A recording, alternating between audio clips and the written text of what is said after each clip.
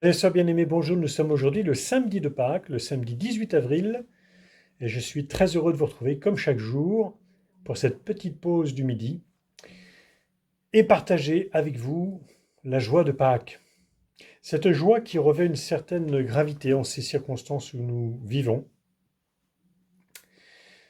mais finalement de vivre cette joie avec gravité, c'est pas plus mal parce que cela nous apprend à durer dans l'amour. En effet, on ne fait bien les choses qu'avec gravité, en donnant à ce que nous faisons un poids d'éternelle gloire.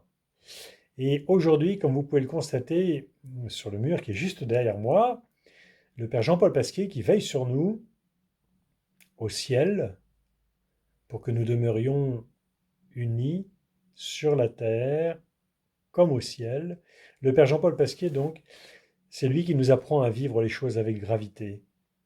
En effet, durant toute sa vie, comme j'ai déjà eu l'occasion de vous le partager, il s'est efforcé de faire bien les plus petites choses.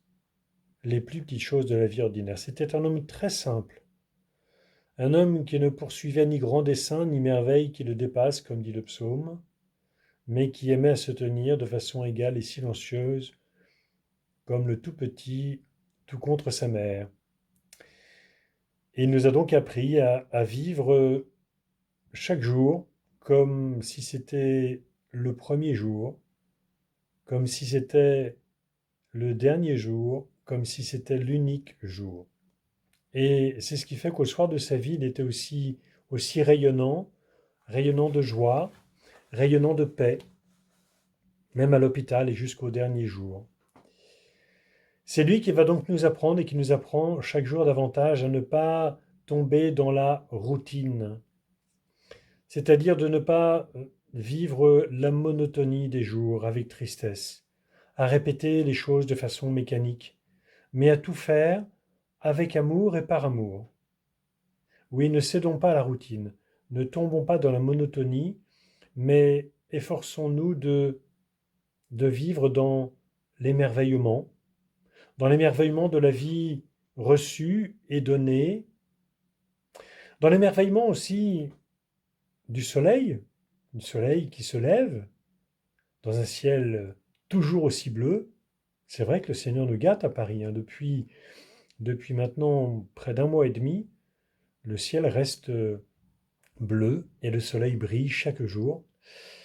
Ce qui fait que certains d'entre nous n'ont pas toujours des têtes de confinés, parce qu'on passe quand même un petit peu de temps dehors, en particulier pendant le temps de midi avec les plus pauvres, ce qui ne déplaît pas à notre Père Jean-Paul.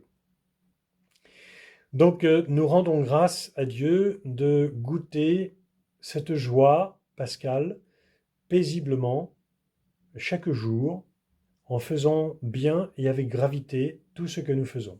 C'est le souhait que je fais, que je formule et que je présente au Seigneur pour vous aujourd'hui, par Marie, en leur demandant à l'un et à l'autre, à Jésus et à Marie, de vous donner, d'accomplir chaque petite action de chaque jour, avec beaucoup de gravité, pour connaître la joie qui vient de Jésus.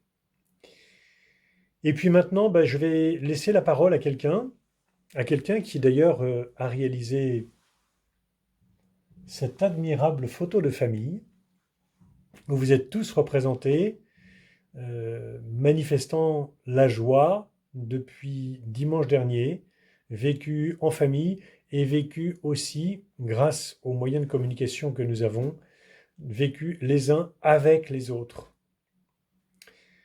Et puis bien sûr, nous avons au-dessus de nous le Père Jean-Paul qui veille sur nous pour que cette joie qui nous anime, elle demeure, et elle demeure pour toujours. Que notre joie demeure.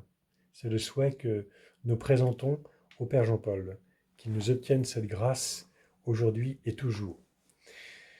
Et comme il aimait bien la Vierge Marie, qui lui était fidèle chaque jour, eh bien, en union avec le Père Jean-Paul, nous nous tournons vers Marie en chantant, comme chaque jour, le Regina Coeli. Regina Coeli, letare, alleluia. Quia meruisti portare, alleluia. resurrexit sicut dixit, Alléluia, ora pro nobis Deum, Alléluia.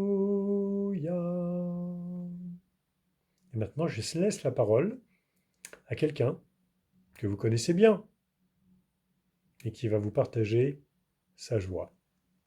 À bientôt. Voilà, je suis dans le bureau qui n'est pas celui du curé, mais qui est juste à côté de celui du curé, occupé par quelqu'un que la plupart d'entre vous connaissent très très bien et que je vais vous laisser découvrir et qui a sans doute quelque chose à vous dire en ces temps où nous sommes. Bonjour Marie-Paul.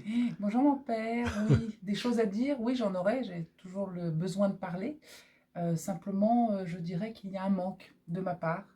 C'est le manque de tous ces enfants du caté, de tous ces paroissiens. Alors surtout, soyez toujours autour de nous, par les mails, par les photos, par les messages, c'est super important. Merci à vous. Merci Marie-Paul. Bonne journée. Merci.